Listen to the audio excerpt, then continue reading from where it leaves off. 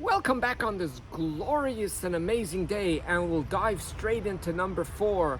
What we actually teach our children with this behavior of the constant demand of respect instead of being role models of respect.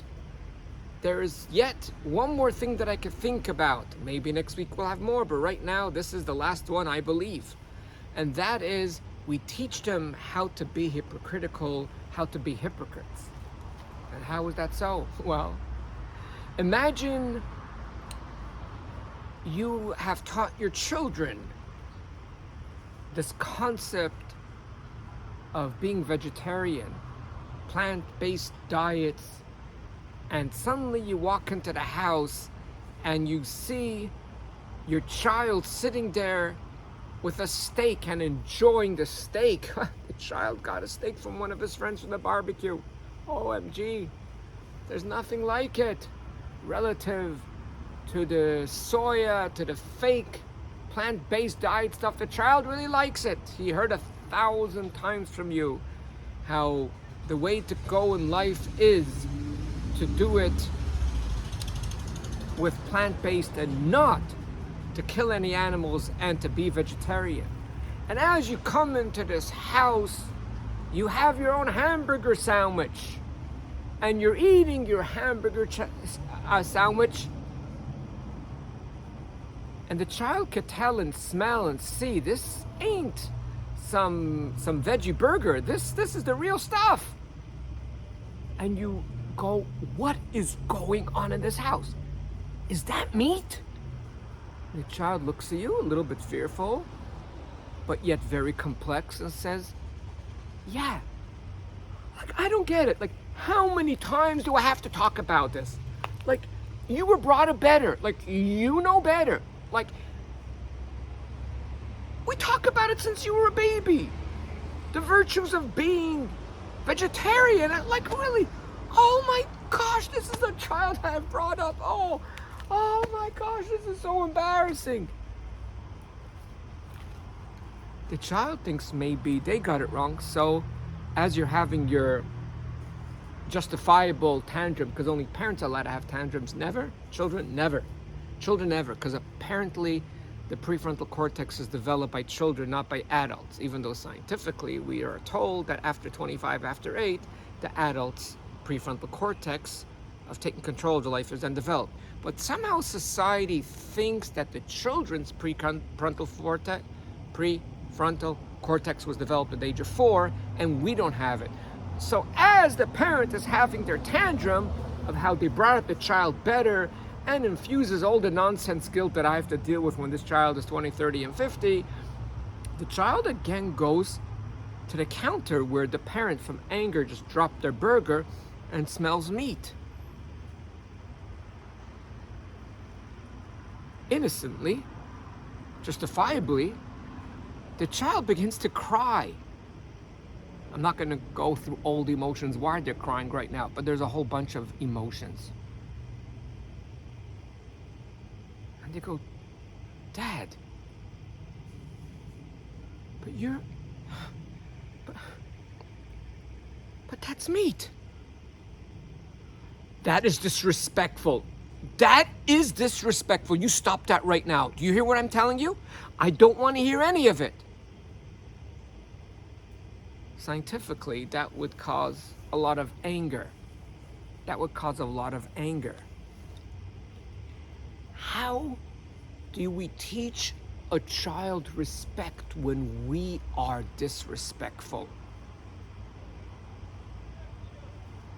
How do you want to clean your child that you perceive them with dirt by taking more mud and throwing it at them?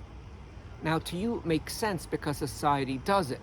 But like we spoke about many times, if you use critical thinking,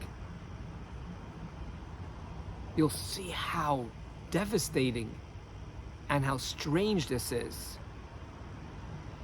Over 4 or 5 decades, I can't begin to tell you.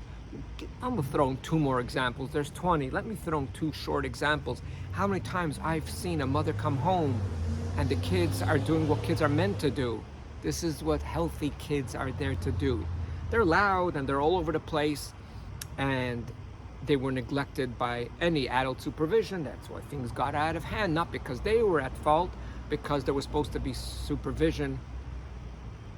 And the mother comes in yelling, and she starts yelling above her lungs, "Why is everyone yelling here? What is going on over here? What is a zoo over here?" And you look at this parent, the mother or the father, and you go, wait. And this is very, very confusing.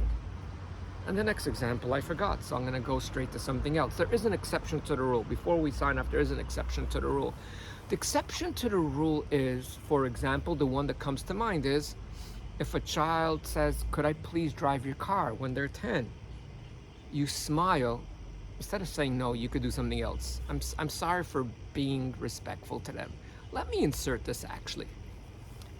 You could ask the child about their desire. That's okay, they could have their desire even when they're 5. And they go, "You want to drive a car?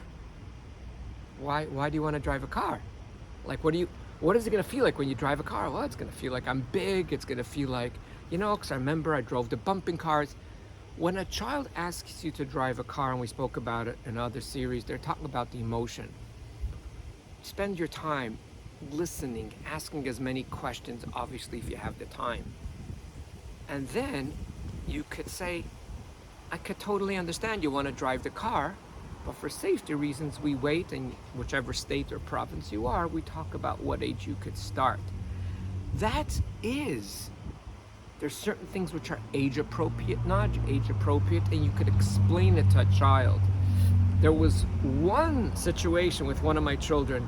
This is very frustrating, as you'll see the end of the story, where whenever my children ask me why, and I would encourage them to ask me why, and next week I'll share with you where I learned it from the actual Bible, from the Torah.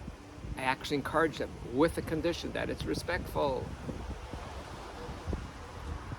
So one of my children asked me why, and this, I forget what it was, and it was a really, really tough question. And at that age, she might have been 9 or 10. So I looked at her and I said, "You know what, I always explain to you the reason why. This is really complicated. However, let's make a deal.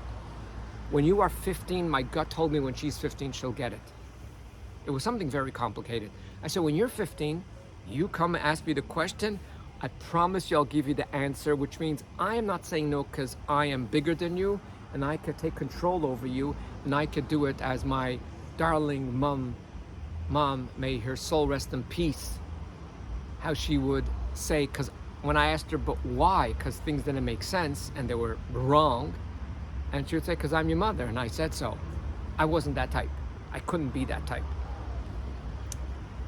And let's fast forward 5 years later, she's 15, and she comes, "Whoa, I think it was her birthday or after birthday. I gotta ask you that question. You promised me when I'm 15. And I go, "Yeah, go ahead, please. I can't wait. I forgot." She looks at me, she starts laughing, says, "I forgot as well, but I remember it was a good question." I said, "Darling, I remember it was a good question too." Yeah, it's 15 years later and both of us still can't remember. That was one exception to the rule. So there are cases, there are situations that you could explain even to a young child after validating their desire, their feeling, their wanting, for example, to drive a car. And there's a whole series we have to give about this. It's very, very complex. I know it sounds a bit strange, but there's a lot to talk about in this topic. But over there you could explain it.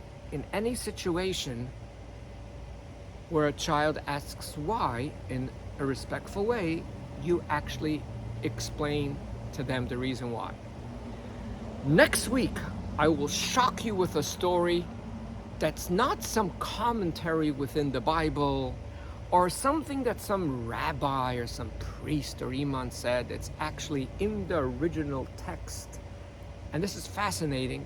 Till today, after 57 biological years, I've never, ever in my lifetime heard a rabbi to talk about it, explain it, and because they always found the opposite to support their stand, which is just to control and to shut people up. And then we're going to have more stories as well, because there's quite a few stories regarding this topic, that I think you will enjoy. But tell them, please do remember, regardless if you make a lot of mistakes or a few mistakes, you are human and you are good, and we always strive to learn from our mistakes and become better human beings, and not to make fun of ourselves or say my bad. It's about noticing and validating these mistakes, learning from them, because then we will minimize those mistakes. And when we make fun of ourselves and we don't learn how to transform ourselves, that these mistakes shouldn't happen, we keep on repeating them again and again. Thanks for listening, and have an awesome, delightful, warm, beautiful spring, yeah, it's still spring day. I'm in Florida, so it's hard to remember that it's still spring.